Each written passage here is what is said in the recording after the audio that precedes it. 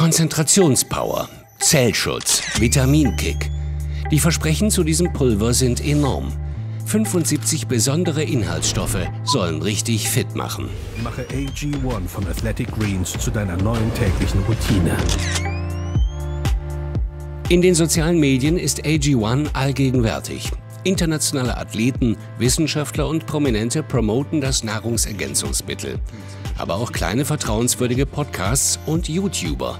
Marktwert der Firma über $1 Milliarde.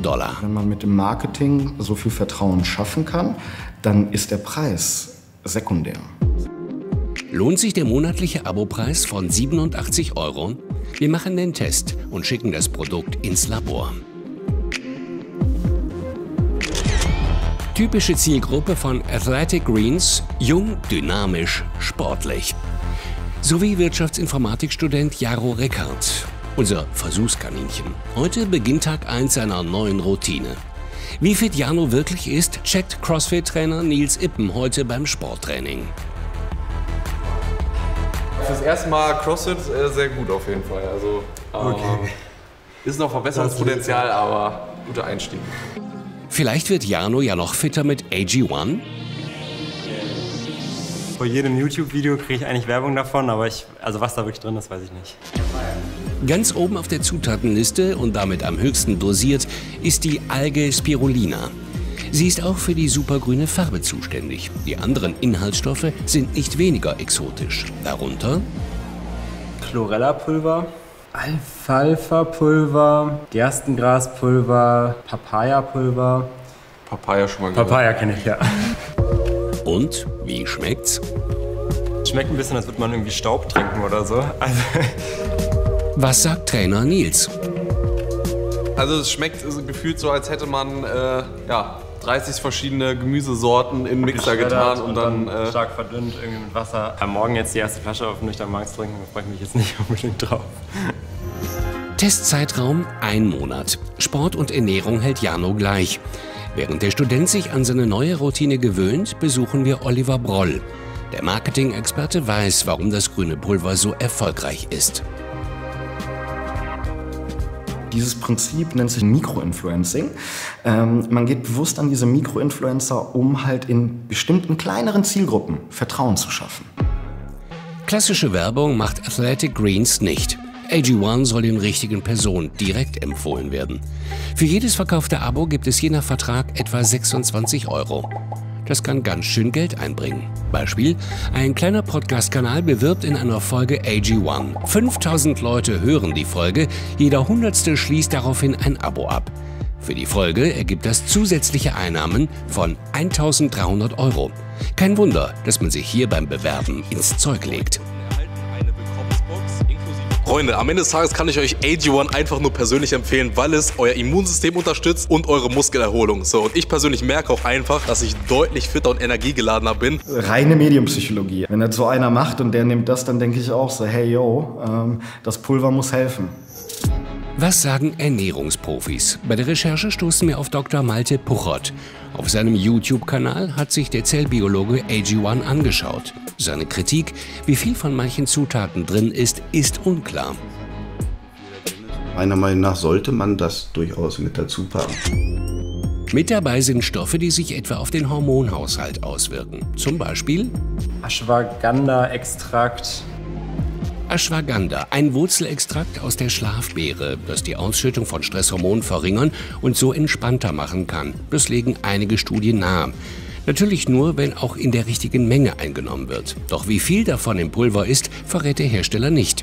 Deshalb haben wir AG1 ins Prüflabor geschickt und den Zellbiologen gebeten, die Ergebnisse auszuwerten.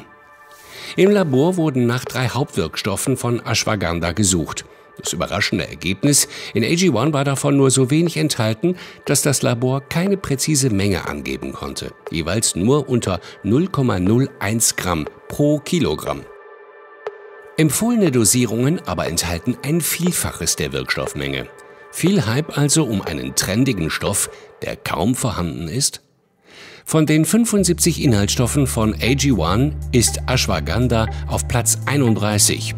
Das heißt, Alle Stoffe, die danach kommen, die sollten weniger mengenmäßig in dem Produkt vorhanden sein. Auf Nachfrage teilt uns Athletic Greens mit, wir halten die von Ihnen verwendete Methode zur Bestimmung von Ashwagandha in unserem Produkt für ungeeignet. Eine fachliche Begründung und die richtige Menge lassen Sie offen. Malte Puchert schaut jetzt auf Janos Blutergebnisse. Wirklich gefehlt hat ihm vor AG1 eigentlich nichts. Fast alles im Referenzbereich. In diesem Fall war das Biotin etwas unter dem Wert, den man gerne im Blut hätte. Biotin, das unter anderem für das Zellwachstum wichtig ist, lag bei Jano leicht unter dem Referenzwert. Nach der Einnahme ist der Wert in den grünen Bereich geklettert. Hier konnte Jano profitieren. Aber es gibt einen Punkt, der zu gut funktioniert hat, könnte man sagen. Das Vitamin B6. Vitamin B6 braucht unter anderem das Nervensystem. Bei Jano war es vor der Einnahme schon ganz leicht über dem Referenzbereich. Nach der Einnahme hat sich der Wert verfünffacht. Es ragt deutlich aus dem empfohlenen Bereich heraus. Wenn man zu viel B6 zu sich nimmt, kann das Nervenprobleme geben, das ist beschrieben, aber das würde ich jetzt hierbei so nicht sehen, aber das ist zumindest etwas, was er nicht gebraucht hätte. Werte sind das eine, aber wie fühlt sich denn Jano nach einem Monat AG1? Ich muss sagen, ich habe jetzt körperlich oder so keine Veränderungen gespürt, also es ist für mich jetzt nicht irgendwie fitter oder aktiver oder so. Für 87 € im Monat bekommt man also ein Produkt, bei dem viele der vermeintlichen Powerzutaten wohl nur in Spuren vorhanden sind. Die über 1000 € für einen Jahresvorrat des Pulvers könnte man auch sinnvoller in seine Gesundheit anlegen.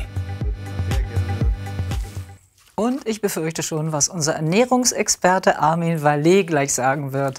Fragen wir ihn.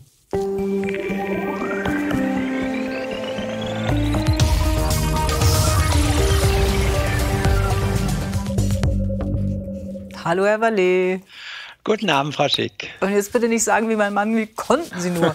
Ist das alles nur gigantisch gutes Marketing? Also das steht auf jeden Fall im Vordergrund. Ich bin ja auch schon eine Weile dabei. Diese Produkte wirklich nach dem gleichen Strickmuster habe ich schon etliche gesehen.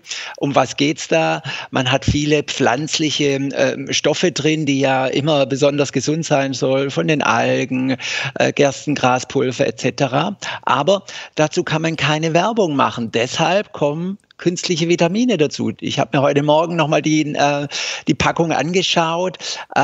Die Vitamine, die da alle aufgeführt sind auf der Packung von AG1, sind alle künstlich zugesetzt, können vielleicht auch zusätzlich aus den pflanzlichen Teilen kommen, aber sie werden extra zugesetzt. Und das zeigt das Dilemma bei diesen Produkten, also viel Schein und wenig Sein.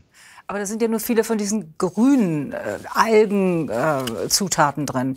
Und ich dachte immer, das muss genau ausgewiesen werden in Deutschland, was genau drin ist. Also das grüne Zeug müsste doch auch dann ausgewiesen werden, genauso wie Sie gerade gesagt haben, B2.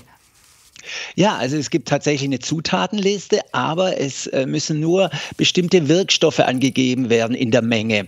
Und dass da jetzt in den Algen jetzt nicht die Wirkstoffe drin sind, die man angeben muss, oder da die durch einen Extrazusatz schon drin sind, Vitamine, Mineralstoffe, kann man nicht darauf zurückschließen, was tatsächlich in welcher Menge drin ist. Und das andere Dilemma ist, keiner könnte das untersuchen, ob tatsächlich das, was draufsteht, auch drin ist. Man kann einzelne Stoffe, wie Sie es ja auch gemacht haben im Film, gucken, ist das Vitamin C drin, ist das Vitamin B6 drin? Ja, das kann man machen.